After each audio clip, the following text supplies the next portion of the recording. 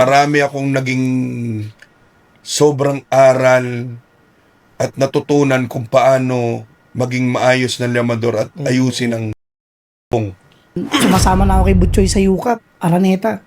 Kasi alam mo, sa totoo lang, pagiging llamador, tayo yung muka eh. Pero nung time na nasa Manila Arena ako, yun, doon talaga, malaki yan. Ang dali magpapagod doon kasi Madali, oo. ang daming kapitalista. Ang laban, madalas lamangan. Mahirap magkasanyan. So, alam mo naman kung sino yung dapat ikasa sa hindi dapat ikasa.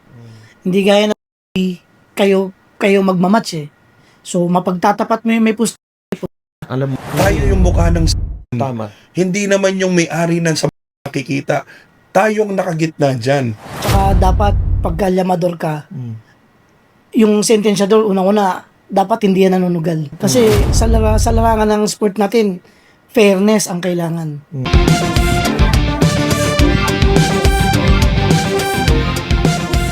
At ayan, magandang araw sa inyo mga kalarga. Nandito na naman tayo sa isang special na episode ng Larga na ang Llamador ng Masa and Mighty Kid. Episode 39 na ho tayo mga senyores. Siyempre, ipapakilala natin ang ating special na guest ngayon, ha? Si Mr. Gerald Picasso, ang Llamador ng Masa, at siyempre, Mighty Kid, Mr. Gary Tesorero. Ayan, magandang araw sa inyo mga boss. At siyempre, pag-uusapan natin ngayon tungkol sa, malapit sa akin itong mga guest natin ngayon dahil siyempre, parehas tayo ng trabaho, pareho tayo ng ginagalawang lugar, ano? Isang kwadrado. Ayan ang tinatawag na ruweda natin. Ayan, unahin natin si Boss Gary Tesorero. Ako po si Gary Tesorero, ang pit manager ng Del Monte Cockpit Arena, at the same time, kasador. Yan, nga pala si Gerald Picasso na tubong San Juan City at siyempre Pangasinan, From San Carlos. Pangasinan. Yan. Yun, taga San Mga kababayan. Carlos. Ang Putilayag. Ang Putilayag, Ayun, oo. lugayan nyo pa si Ren, iramay Kabalayan tayo, Pangasinan, tapin manlikat matira. Yung mga kababayan ko dyan sa Balayong, Bulingit. Kamusta kayo ratan? Maminsan, paniningta. Masantos ya agod si kayo namin, Masantos kaibak ya natan. So, anak na Pangasinan niya, sikat Llamador dya at Metro Manila. Ayan. Sige, at umpisahan natin, kilalanin natin ang ating mga guest. Ano ba, saan ba nang galing si Boss Gary? Saan yung pinanganak? Taga Pasay talaga ako. Ang nag-impluwensya sa akin sa father ko. Kasi mananari siya. Tapos yung is walking distance lang sa bahay namin. So, nung bata ako, pag nahingi ako ng baon, pupunta ako ng sa father ko. So, born and raised kayo sa Pasay? Yes. And then, ang talagang nagdala sa akin sa Sabah is yung halos kababata ko, si Butchoy Olanyo. Ayun. Ang una kong naging trabaho sa kanya is ako taga-bitbit ng tari niya. Pag may labang kami sa Yukap, Araneta, ako naglilinis ng tari niya, ng mga kahon, hasaan, bayna, sapin, tali, ako nag-aayos niyan. Hanggang sa, yun nga, nakasama ko na sina Boss Eric, sina Boss Bandol, si Bosyo, Boss Abo, Centeno. Yan talagang napakaswerte kasi nakasama ko yung mga sikat at magagaling na mananalo. So, napansin ko sa lahat ng binanggit mga kalarga, halos lahat yun. Talagang kilalang llamador at mga iniidolo yung mga yan.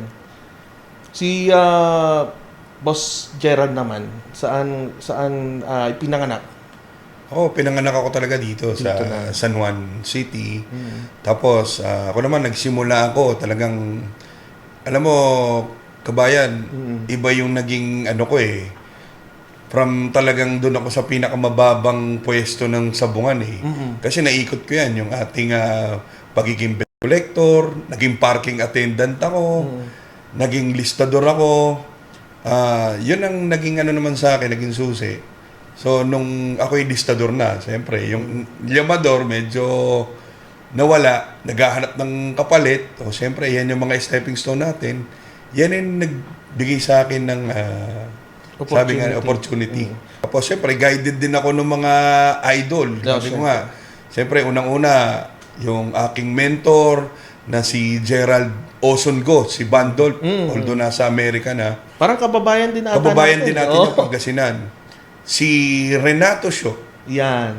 Renato Sho, isa sa pinaka nauna talaga sa maayos na llamador na nakilala ko. Siyempre, Boss Eric, Butcho Elanyo, at siyempre sila Abu Centeno, yan, nakasama ko rin yan. So, maraming salamat sa kanila. At sila at siyempre, Raul Season, kababayan din natin, naging partner ko rin siya, si Bukan. So, salamat sa kanila. So sila ang nagbukas ng pintuan para sobra. talagang Marami akong naging sobrang aral at natutunan kung paano maging maayos na llamador at ayusin ang... so iba talaga yung advantage ng nakatira ka sa malapit sa Sabog. Pareho sila, nasa Pasay si Boss Gary, si Boss Gerald naman malapit sa San Juan. So nandun na, malapit na. So yung advantage mo, makikilala mo lahat ng mga big time. Tama. So ano nga bang educational background ni Boss Gary? College graduate ako sa Letran, taking up management. And then, habang nag-aaral ako noon, nagsasabi. Ayun na. Kasi, pag-graduate, bago ko mag-graduate noon, sumasama na ako kay Butchoy sa UCAP, Araneta. So, talagang yung baon ko, kinukuha ko sa So, nandun na talaga, kumukuha ka na ng hanap buhay sa Sabong. Si Boss Gerald naman. Ako, high school graduate. Dito sa San Juan Municipal High School. And after nun kasi, kaya hindi na ako nagtuloy dahil nga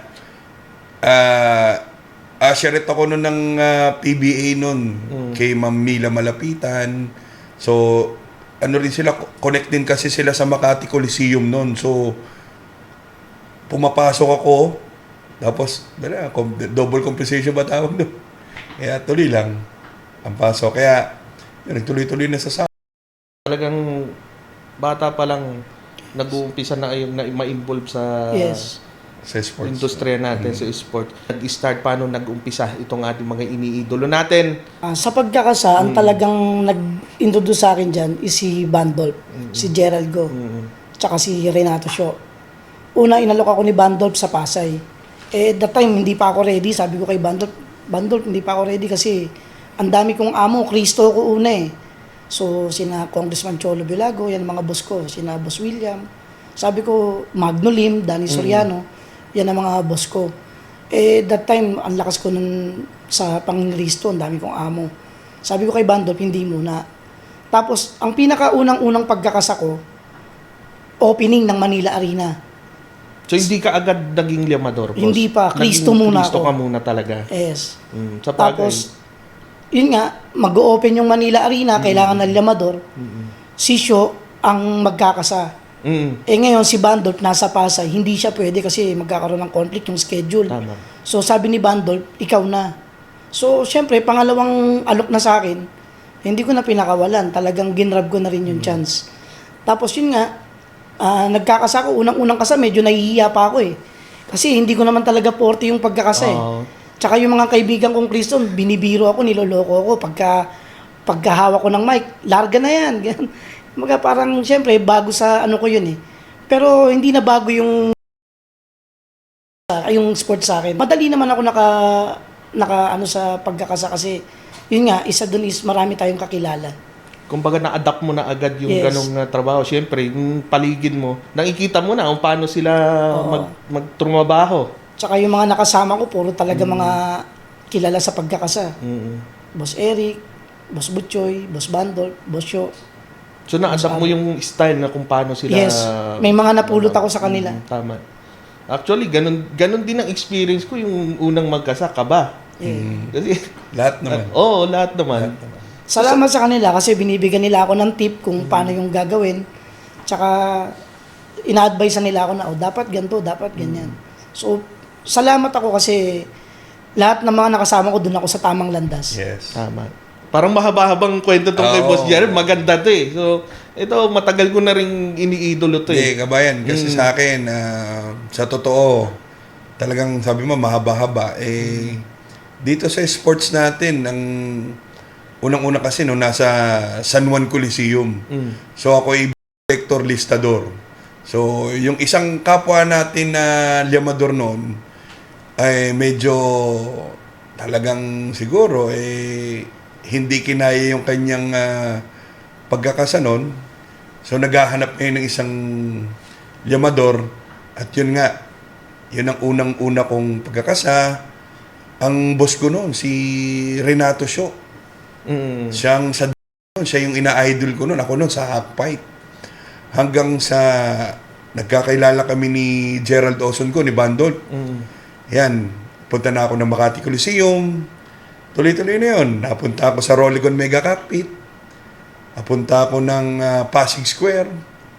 At nakapagkasa na rin tayo sa NCA Inares. Yan, at siyempre yung Sapote and marami pa yung ibang mga probinsya. Tama. Kasi napansin ko talagang laman ng Facebook dati talaga si Boss Gerald. Matunog yung pangalan eh. Sikat na sikat. Hanggang ngayon, maraming mga followers si Boss Gerald. Di naman, siguro kabayan sa akin, ano lang parang sobrang pasalamat ko.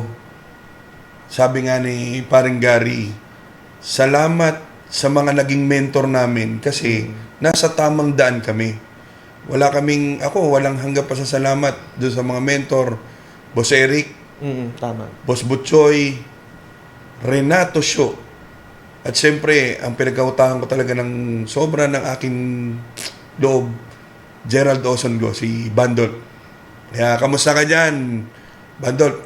Dyan sa California, USA. Shoutout sa iyo. Alam niyo, boss, isang circle lang yung mga mentor natin. Sila Boss Show.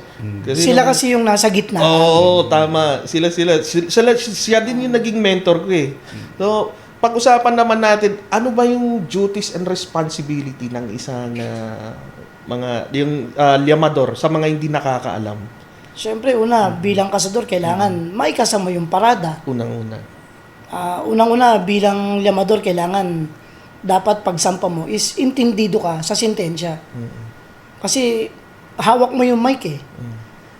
So, dapat alam mo kung paano yung sentensya. Yung pagkakasa kasi, pagka nandiyan ka, basta nasa ibabaw ka, madali naman yan eh. Mahirap lang talaga pag dumating yung pagkakataon na puro llamado, ang hirap magpapago. So, dun darating yung pagkakataon na kailangan, marunong ka rin talagang umano sa naglalaban na, boss, pasensya na. Hindi naman kasi lahat kailangan ikasa eh. May mga bagay na kailangan na laban na kailangan lang ikasa at hindi dapat ikasa. Babalansehin mo lang. Yes. Tsaka yung Si Boss Gerald. yung ano natin dito is yung katulad ng aming slogan sa Pasay, na sa Pasay, patas ang sentensya at ang matching. So, yan ang susi ng pagiging isang llamador. Yung magiging patas ka na wala kang kinikilingan. Yung maging maayos kang tao at pantay-pantay sa lahat. Kailangan talaga sa isang llamador, maging balanse ka sa lahat. Neutral ka. Hindi lang sa mamamago, pati sa mga Kristo, sa mga naglalaban. Kailangan pare-pareho lang. Ano nga ba ang pago, boss? Ano yung pago na tinatawag natin? Yung pago, ayan yung halimbawa, yung isa maraming parada, yung isa naman hindi ganun karami. So, kailangan mo magpapago para maging balanse yung pusta. Babalansin mo ang parada. So, lalagyan mo yun ng hanap buhay. Negosyo. Yung parada mo, mga kalarga, yun yung parang pinaka bet ng both side, meron at wala. So, sa mga hindi nakakaalam, meron sa mga hindi nakakaalam, yung pago kasi, yan yung inihingi natin ng tulong para mapunan yung nasasapat na para maging sapat yung parada nung kung ano man yung mas malaki. Pero, alam niyo mga kalarga, nakadepende sa sultada yon kung kailangan bang kasahin lahat ng parada or kailangan mong balansehin kasi meron tayong sultada na patukan eh. Hindi naman kailangan kasahin mo lahat. Kailangan marunong ka rin talaga tumansya. Tsaka, tama boss, paano nyo aalagaan yung mga kapitalista natin, yung mga mamamago natin? Ako kasi, pagka sobrang llamado, hindi ko pinipilit ikasa eh. Alam naman nating lahat na hindi pwedeng pago sila ng pago, na lagi silang pinapapago. So, ano yung nagiging nyo para makarecover sila? Yun Ako, nga. siguro sa akin, ang naging experience ko, lalo na pag dumating yung time ng puro limado, siyempre ang hirap magpapago ng Tama, ganyan, no? tama. Ang hirap humanap. So, darating yung time, kagaya ng time mo, na ang mismong llamador ay magpupunan o yung misman, kaya nga yun na yung sweldo na nalalaban. Kasi, wag ka lang at wag mo, mapagbigyan mo lang yung pumaparada. Tama. So, sabi nga sa akin nun nila Butchoy, nila Bandol, nila Boss Eric, minsan lang naman yun eh. So, bumawi ka na lang sa susunod na mga laban. So, yun lang nun sa akin. So, hindi, parang may time na obligado ka talaga Obligado. Hindi Malalaban, may iwasan lumaban. yun. Hindi maiiwasan. Alam ni ngayon, katulad ngayon, magkasama kami ni Paring Gary. Talagang obligado. Ngayon, nasa Del Monte kami. Talagang nauobliga kami. Pero kasi alam mo, sa totoo lang, pagiging llamador, tayo yung muka eh. Tayo yung muka ng sabungan. Hindi naman yung may-ari ng sabungan na nakikita. Tayong nakagitna dyan. So, ang mapapahiya, siyempre, tayo rin. So, ang gagawin, para lang mapagbigyan at para bumalik, lalong maingganyo. Kasi yung iba, dalawa kasi ang mga sabungan. Yung iba is passion lang nila ang manok. Yung iba naman talagang betors, talagang Sugal. ang ano nila is sugal. So pag yun ang alam mo na talagang sugal ang hanap nila, pagbigyan mo sila. Pero pag alam mo mga passion, at siyempre, huwag din pagpapakasubo. Siyempre, yun lang naman din yun. Ano ba yung pinakamasarap na feeling sa pagiging isang llamador?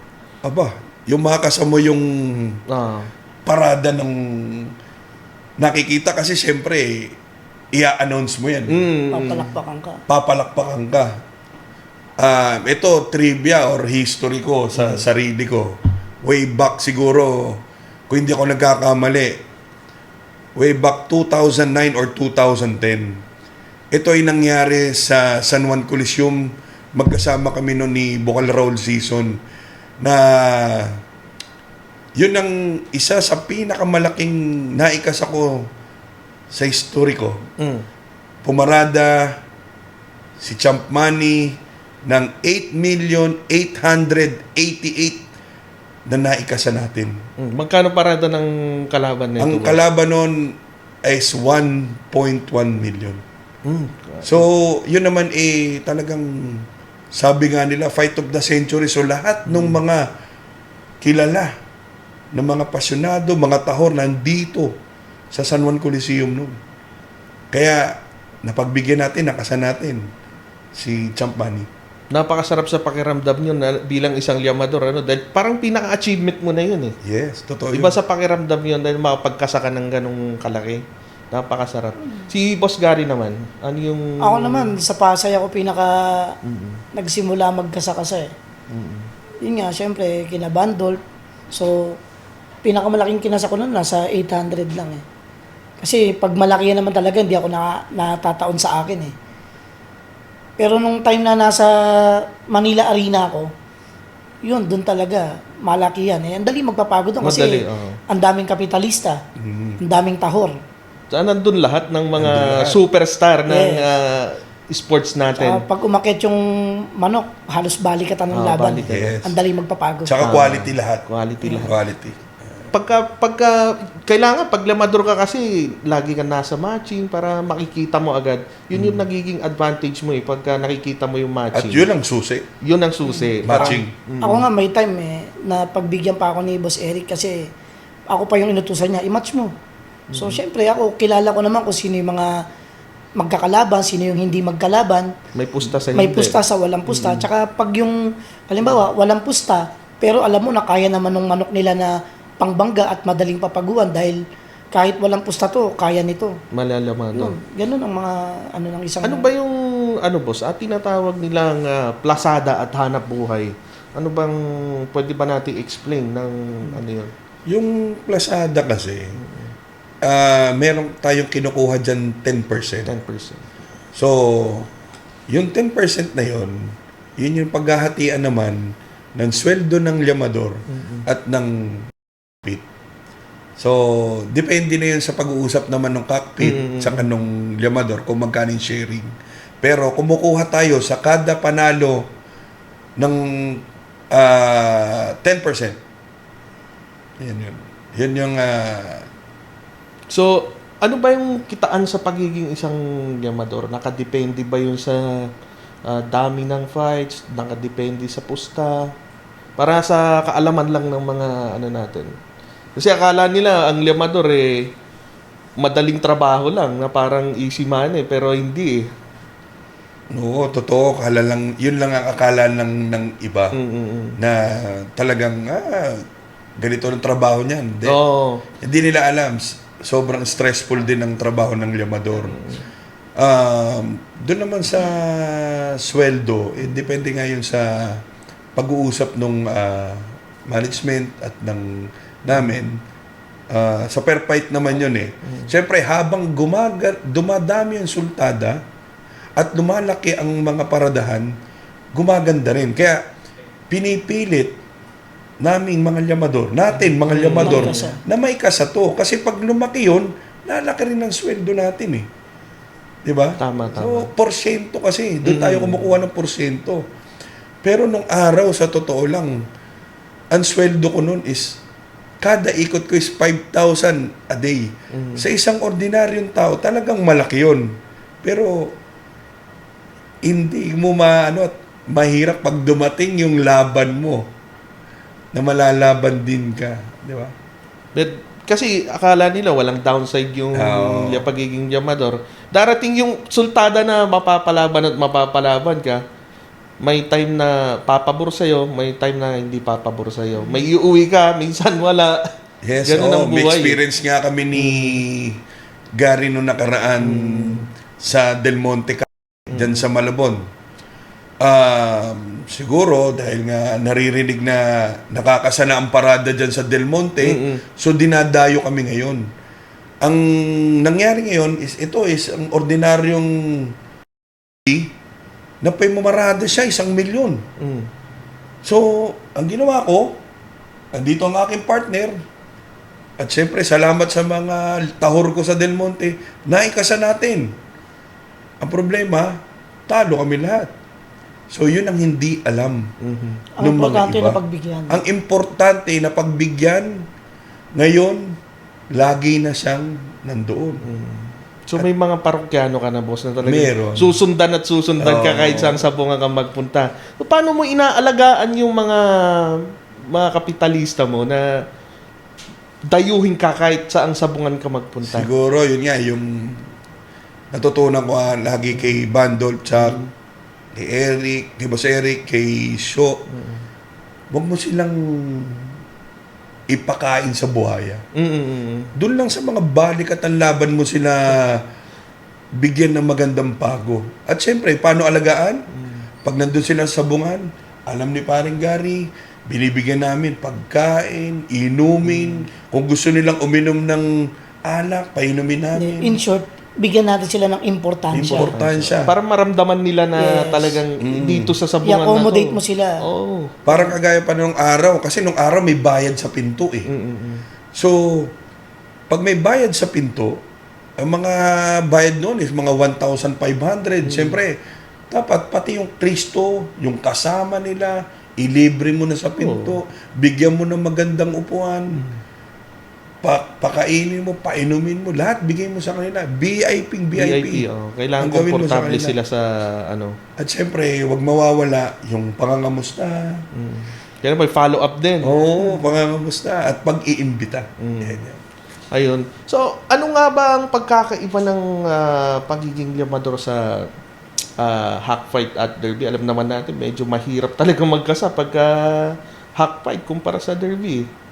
Sa hack fight kasi, syempre, ulutan eh. So, ang laban, madalas lamangan. Mahirap magkasa niyan. So, alam mo naman kung sino yung dapat ikasa, sa hindi dapat ikasa. Hindi gaya ng kayo magmamatch eh. So, mapagtatapat mo yung may pusta sa may pusta. Alam mo na agad. Oo. Tapos, mas madali magkasa pag derby kasi mas dumadayo yung mga kapitalista sa derby.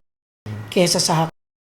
Andyan sila. Mas mababa ang paguhan pagka hack fight. Yes. Si Boss Gerald naman, ano yung mga experience nyo na may kukumpara nyo ang hack fight tsaka... Sa akin naman, sa akin siguro mas ano naman sa akin yung hack. Mas Kasi sa hack, papabosin? pag hindi mo na, okay lang eh. Ano kasi talagang match na yan eh. So, depende kasi lang magkakatalo yan kung anong meron kasing mga ordinary, meron naman mga big event. Kasi pag mga ordinary, bihiranan din ng napupuntang mga tahor o mga mamamago. Hindi kagaya pag sinabi mong big event. Yan, talagang dinadayo. Kaya shoutout. Kami, minsan dumadayo pa kami. Saan? Davao Matina. Shoutout kay JP Yao. Boss Api. Yan. Isa sa pinupuntahan event, yung magandang del na big event. Diyan papasok yung mga Yes. sabong aficionado. From Manila, dadayo ng Davao. So ano yung mga nagiging diskarte nyo pagka ganun mga naiipit na sa sultada, parang nahihirapan na magpapago? Hindi mo kailangan magpapago ng buo. Tiyagain mo pa konti-konti. Konti-konti. Kunyari, talagang napakalaki ng diferensya, tiyagain mo pa konti-konti. Tapos, kung hindi mo talaga kayang isa, doon na mapapasok yung maobliga ka na, pumago ka na rin. Lalaban at Papagbigyan lalaban ka na. Pero hindi naman kailangan ikasan ng todo kung talagang hirap ka na. Hingi ka na ng tulong, boss, tulungan mo na ako. Baka pwede, kahit 5,000 lang. Tama. Kasi kung bahala ka na. Yun lang ang nagiging problema naman ngayon sa dalawa kasi ng din traditional at yung online. Na sinasabi, hindi naman online, yung off-track na sinasabi. Offline. So, noong araw kasi nung traditional, pag nagpapago ka or gusto mong mapagbigyan, kahit ikaw mismo na pumago. Ibuelta. Kasi kaya mo namang ibuelta. Tama. So, ito, nakakaalam lang din ito. Siyempre, kapwa natin Llamador, ibang mga Kristo. So, alam nila na kaya ibuelta. Ang naging problema naman sa ganitong labanan na ngayon dito sa ating offline is paano mo ibabaliktad. Kung sa machine. Kasi siguradong kakainin ka na. Kakainin. May bawas agad. May bawas May na. bawas agad. So, mahihirapan. Mahihirapan. Pero hindi ko naman sinasabi na yung offline, hindi. Ano ba yung pinagkaiba ng marketing ng traditional tsaka doon sa digital? Unang-una ngayon, premyo. Siyempre lahat, pagandahan ng premyo. Tama. Doon mo sila ma-attract sa premyo. Kailangan, siyempre, una, yung premyo. Pangalawa, yung ganda ng... Siyempre, bilang kasador, pili din natin ikasa. Yan. Tapos, ang dami na ngayon. Nandiyan ang Facebook, nandiyan ang TikTok. Madali nang mag-promote ngayon eh. Saka usually ngayon, pag machine free entrance pero mayroong sigawan. Maganda promotion din yun. May ganun eh. Si Boss Gerard naman, ano So, yung... sa amin naman kasi pare-parehas naman ng Kabuyaw, Pasay at ng Del Monte. So, walang entrance fee. Yun. So, pwede silang pumasyal, kahit sumilip, manood. At siyempre, kung gusto na rin nilang tumaya, kasi unang-una, magandang laban eh. Maraming tao, fully air condition lahat ng aming arena, malinis, maayos. At ang premyo doon sa mga nag-hack fight, yung aming 2 hits, 40,000.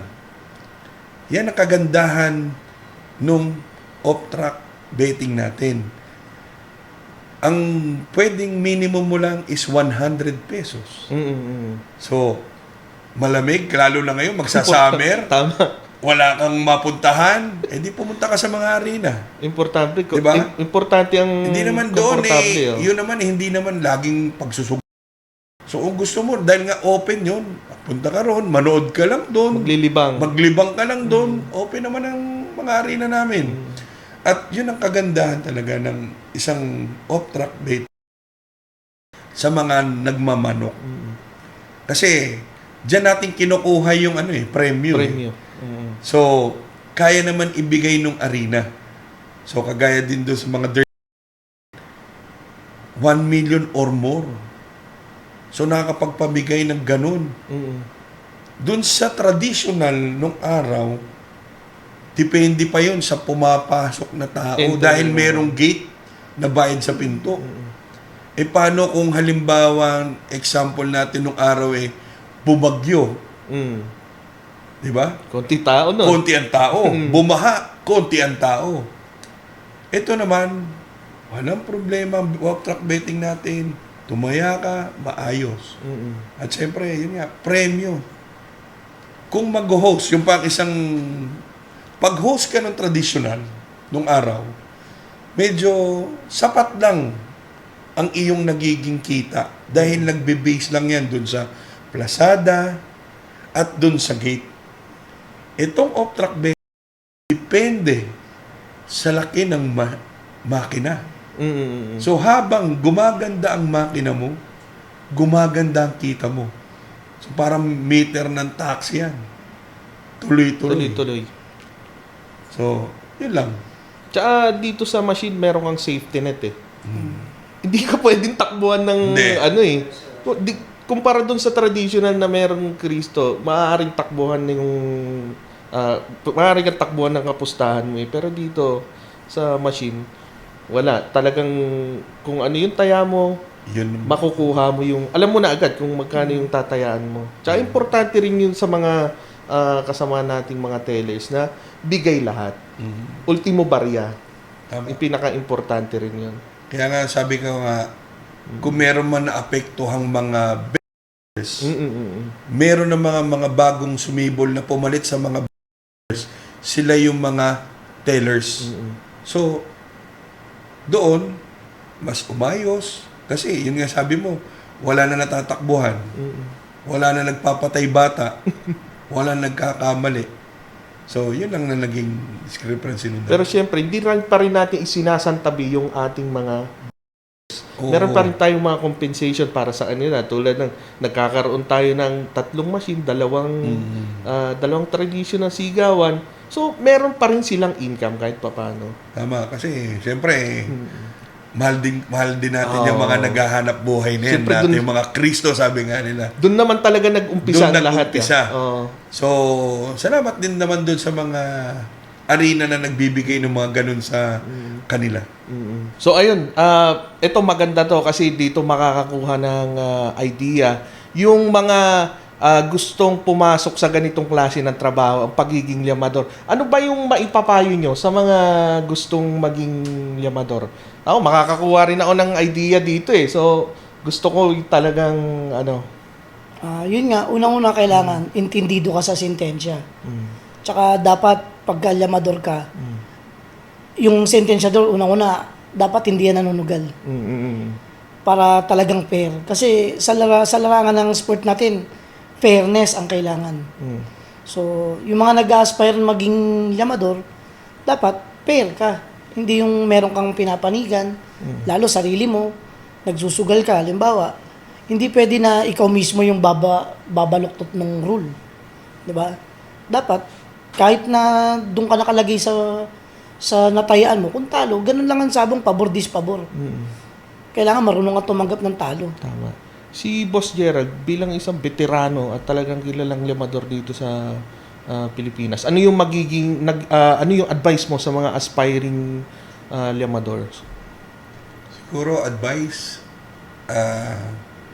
maging parehas. Yun lang ang maging susi sa lahat, na maging parehas. Kasi, unang-una sa pagkakasa at pagiging llamador, walang ibang pwedeng maging, sabi nga ni Bandolpe, yung karakter, yung pagkatao mo. Dahil lahat ng tao sa loob ng pit, sa'yo nakatingin. So, lahat alam nila kung anong nangyayari at ginagawa mo. Kilos mo, salita mo, alam nila lahat yan.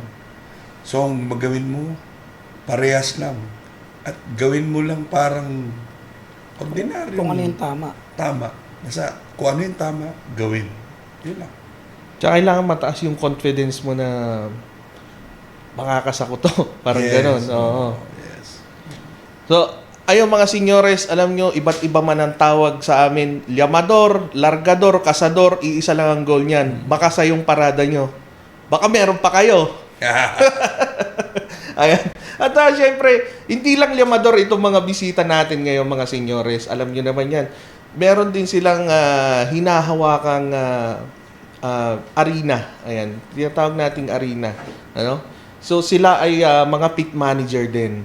Ayan. Ano nga ba ang duties and responsibilities ng isang pit manager para sa kaalaman ng lahat? Unang-una, pag pit manager ka, kailangan alam mo lahat ng trabaho sa sport natin. Mapa-vector, mapa-listador, dapat alam mo yan.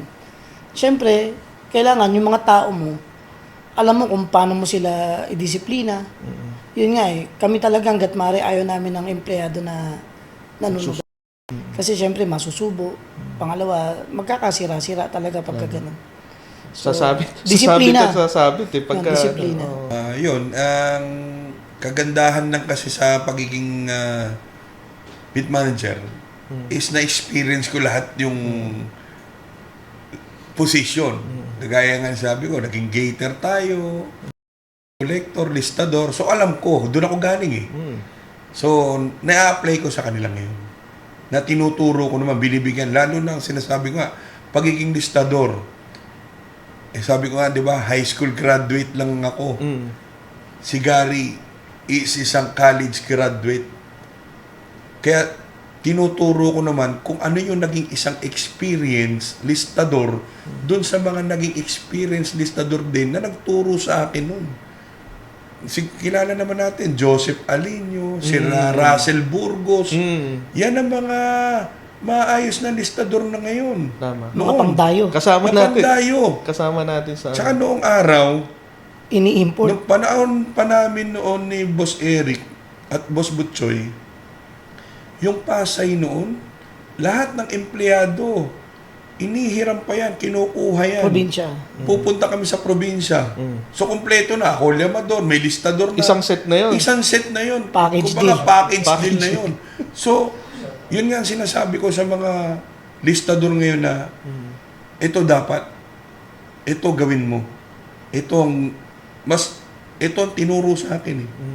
Para mas dire-diretso at maayos ang sabon. Kasi iba yung chemistry. Alam mo, boss, tama kayo. Iba yung chemistry na meron kayong compatibility ng listador at ng llamador. Kasi Kilala niyo kayo lang- isa't isa. Oo, kayo magkakaintindihan. Alam nyo na dun agad yung problema. Oo, alam Paano nyo na. susolusyonan. Tama. So, ano yung naging policies nyo, patakaran sa sabungan, do's and don'ts nyo? Yun, una, yung mga empleyado, disiplinado kailangan. Tapos, yung pagpapatakbo naman ng para ka lang din nagpapatakbo ng kailangan lahat pakikinggan mo. Walang magaling dyan. Kahit kami, may mga kailangan pa rin kami matutunan eh. Yan. So, along the way, talagang sa pagpapatakbo nyo, meron pa kayong mga natututunan. Yes, continuous learning ang So, about dun naman sa mga paghihigpit. Siyempre, meron tayong kailangan natin maghigpit eh. So, meron ba kayong mga screening sa mga arena? Yes, kailangan talaga yung screening para mapanatili natin na Quality. maayos yung magiging laban, Kasi magiging quality. importante sa isang sabon na nandun pa rin yung quality ng laban. Kahit na hack fight ang pinag-uusapan natin. Yes, kailangan matunog ka. Nag-ano pa lang, alam mo na agad, may iba yung kutob eh. Makaka-experience ka nung kabayan. Lalo na doon sa mga sultadang akyat. Mapapansin mo unang-una siyempre galaw, kilos, alam mo yun, yung mararamdaman mo yan. Kailangan marunong kang kumilat. Oo. Hindi lang sa manok, pati yung galaw ng tao. Yes. Kasi makikita mo, papansin mo, parang iba to ah. So, Iba. ganun lang. Kailangan palakasan lang ng pakiramdam. Kasi di ba, araw-araw naman natin nakikita yung ordinaryong kung ano yung ginagalo na. Ba't ito, ibang galaw, ibang ano. Sabi nga, kailangan maging matalas ka. Talas. So, ayun na nga, mga seniors, anong naging epekto ng may inadapt ba kayo sa rules, pitmasters rules sa inyong sabuan? Kasi alam naman natin ng pitmasters, mataas ang standard. So, nag-set sila ng mga standards para maayos yung pamamalakad natin ng mga sabungan. So, meron ba kayong mga inadapt from Yes. pitmasters rules? Yung lalong nagpaganda yung red and white tape. So, mas madali nating ma-identify kung ano yung meron, ano yung wala. Kasi dati nakakalito eh. Naglaban yung manok, magkamuka, hindi mo na alam kung saan ka nalagay. Parehong pula Oo. yung tape. So, Pero ngayon, alam mo na agad. Pagka, ay, dapa, alam mo na. alam niyo mga seniors, mga kalarga ang naging standard natin. Sa meron, ang tape po ng meron palagi is red. So, sa wala naman, White. kulay white. So, alam na agad kung saan pipwesto. So, nakita ko rin, dati kasi, na-experience ko, alam niyo yun ang llamado sa parada, laging nasa meron. Ang dihado sa parada, laging nasa wala. Pero ngayon, pagdating sa programa, kung saan ka nakalagay, mapalyamado ka, marami kang parada, meron at wala, pag nakaset na yung pwesto nyo, doon ka na. So, inadapt nyo rin ba yun? Yes, si Boss Eric Latang nag-ayos niyan. Lalo nung nandun kami sa Resorts World. Napakagandang sabong, napakagandang sport ang nangyari. Naging mas organized. Mas organized. Yes. Organisado talaga. So, naging standard na rin lahat At yun sa ay inyo. na-adapt na rin ng mga ibang mga arena. Nationwide. Nationwide. Oh, kasi Kasi dati. sa totoo lang, idea naman talaga nung Boss Eric yun. So, napakagandang idea. Tama, umayos, naging organized, sabi nga ni Paring Gary. So, dapat naman i-adapt natin kung ano yung ikagaganda nung arena. May at may kakaayos. may kwento nga ako eh. Dati kasi hawak ni Boss Eric tsaka ni Butcho yung Santa Ana. Uso kasi noon pagka wala pang leg ban yung manok. So nagkakaroon ng palitan. So si Boss Eric para talagang walang maging palitan na manok, inintroduce yung leg ban. Si Boss Eric ang yung leg ban. Kaya ngayon kung ano yung leg ban ng manok mo, yan ang ilalaban mo. Hindi pwede yung kasi dati 4 6 o pagkano papalitan katimbang. Dati ngayon hindi na pwede yun. Kung ano yung pinalegban ng manok, yan ang ilalaban mo. So, isa yan sa magandang na ginawa ni Boss Eric. Ayun, so pag-usapan naman natin, syempre ito talaga malaking impact to sa sports natin. Alam naman natin yung ano yung traditional sa machine betting. Ano yung naging pinaka-impact noon sa hinahawakan yung arena? Sa machine betting, ang naging impact niya sa mga maglalaban eh. Siyempre, no pot money, tapos ang ganda ng premyo, talagang ikaw na lang yung magdadala ng magandang manok eh. Kumbaga, may kasabihan nga eh, yung may karapatang manalo, yun ang kailangan mong dalhin. Kasi, siyempre, yung iba, no pot money na, dadalhin mo pa, hindi quality na manok. So, both side naman nagbe-benefit. Yes, nagbe-benefit ang host, nagbe-benefit ang sabungan, nagbe-benefit ang mga farm owner o yung mga breeder. Para sa kaalaman lang nila kasi dati pagka nagpalaban ka, automatic merong pot money. Yeah. So nung pumasok ngayon yung machine, andito na ngayon yung mga palaban na no pot money. Yes. So ano ba yung naging doon? Explanation. Kasi usually yung pa-premyo kinukuha natin sa machine eh. Ang laking menos nun para sa mga nagmamanok. Kasi hindi ka na magbibigay ng pot money. Tapos ngayon, ang wala nang pot money, ang ganda pa ng premyuhan. So talagang ang laking bagay din yan para sa mga nagmamanok. Lalo yung mga maliliit na farm, ang laking tulong yan. May mga kabayan kasi, may mga naging magandang naidulot din yung Tama. itong off-track. So, ito kasi, doon sa mga talagang breeder at mga naglalaban lang na talagang passion lang nila yung manok.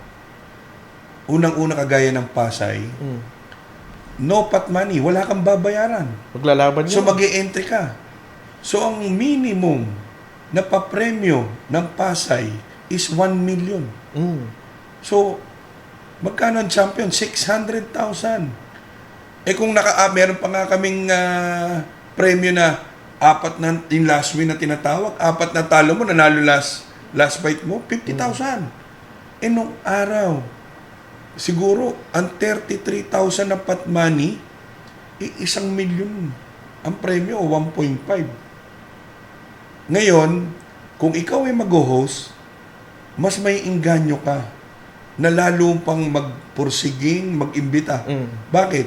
Habang dumadami yung sultada mo, lumalaki ang iyong kita. So, apektado lang naman talaga dyan sa off-track natin is yung ating mga kasamang naghahanap buhay na Kristo, tama. ng mga bet taker. Kasi sila yung nawalan ng hanap buhay. Pero ngayon, may mga arena naman ngayon na meron ng 3, 2, or yung iba naman, first 50 na laban is traditional. Meron naman salitan. So, napagbibigyan sila. So, yun naman ang medyo naging naman sa mga kasama kong mga naghahanap buhay. Kasi ang pumalit na dyan is yung mga tellers. Tama. Sila na yung Pero, doon naman sa off-track betting na meron mga tellers, sabi nga din natin, is organized. Bakit? Hindi kagaya nun sa tradisyonal, nagkakaroon ng problema. Hindi kayo nagkaintindihan sa senyas, hindi kayo nagkaintindihan sa pusta, nagkaroon na ng problema. Hindi kagaya naman sa off-track, tataya mo, ibibigay mo yung Ticket, cash, bibigay sa iyo nung teller yung ticket, makikita mo na kung magkano yun naman yung tinamaan mo. Alam mo na agad. So, alam mo na kaagad. So, merong nagiging option talaga yung nagiging maganda sa advantage dun sa traditional at dun ito sa may off-track. So, yan medyo talagang malaking usapin pa yung nangyayari ngayon. Nagiging discussion Diba? pa rin eh. Pero, Kung magmamanok ka, gusto mo, syempre, itong off-track betting ngayon. Pero kung ikaw yung mga naghahanap buhay na Kristo ka, or yung mga talagang, sabi nga nila, talagang mga bettors na gustong manalo ng malaki, doon ka sa traditional. tama. Kasi ibang odds doon eh. So, yun ang nagiging discrepancy nung dalawang pinag-uusapan ngayon.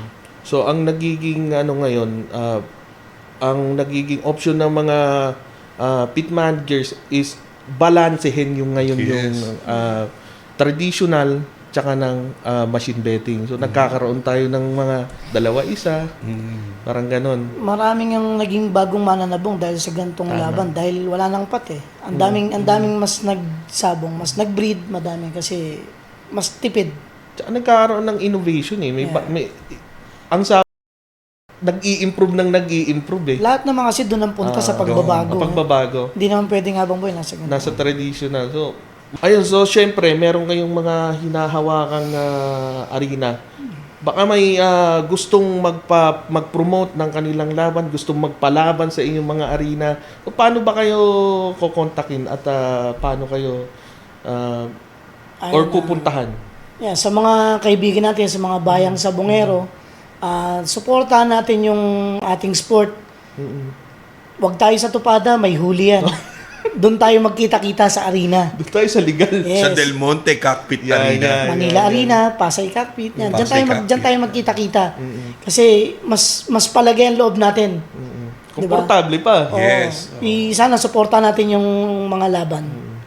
Ayan, si Boss Gerald, baka may... Saka yung ating schedule namin sa Del Monte Cockpit, yung mga gustong mag-hack fight na mga merong mga pantuhits dyan o yung tinatawag na double down tuwing Tuesday, Thursday, at Saturday, no entry fee, 40,000 ang premyo sa magcha-champion.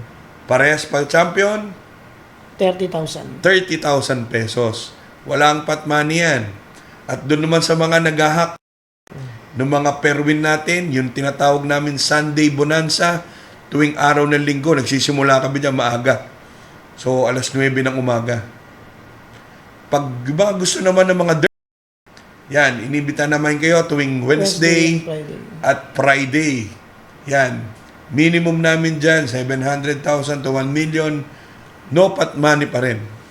At doon nga pala sa mga nasa Kamanaba area.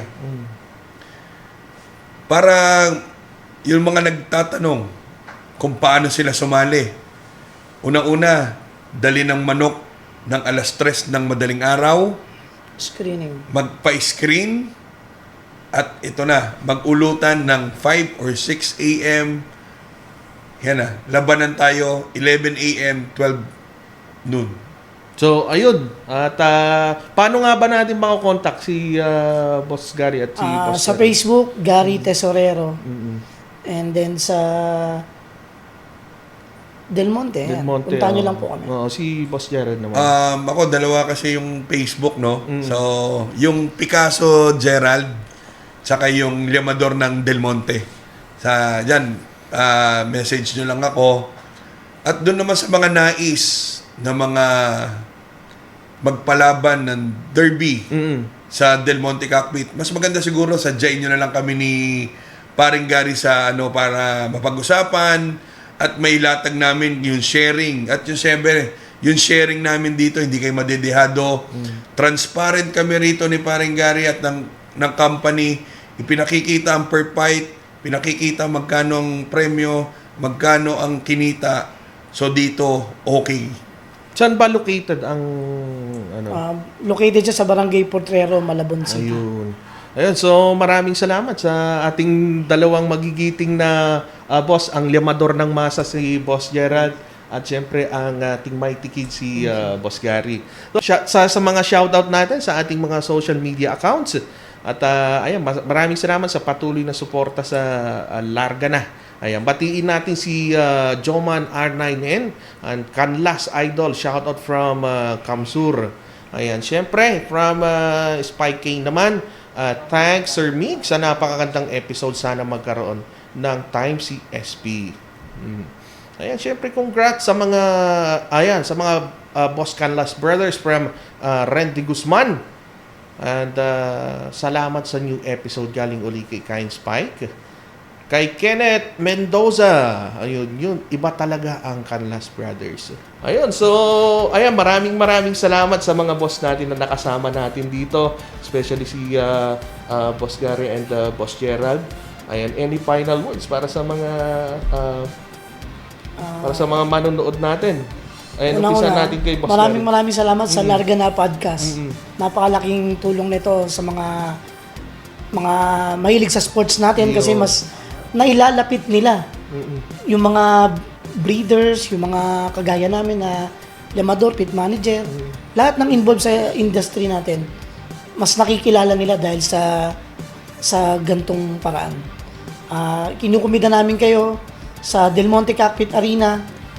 Maganda ang harapan, patas ang laban. Yo. Kay Boss Gerald naman tayo. Yan, maraming salamat sa Larga Na Podcast.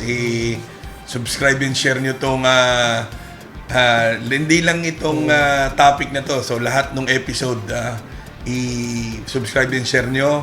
At siyempre, mahalin natin ang ating sports. At siyempre, pagiging ayos na tao natin. Maraming salamat po sa inyo. Maraming salamat. Baka may mga gusto pa kayong batiin. Shout out Boss Magnolim ng Cagayan and Boss Danny Soriano, Mindanao, Davao, Api Yao ng Davao Matina. Si Boss Gerald naman. Yun ang shout out kay Boss Eric, Gerald Osongo, Boss Bandol na nasa US, Renato Sho, Api Yao ng Davao Matina, at siyempre sa lahat ng mga nandyan, asawa ko, Janil, mga nasa Laguna. Siyempre. Ayun, maraming salamat mga senyores at magkita-kita tayo sa susunod na episode ng Larga Na Podcast. Okay.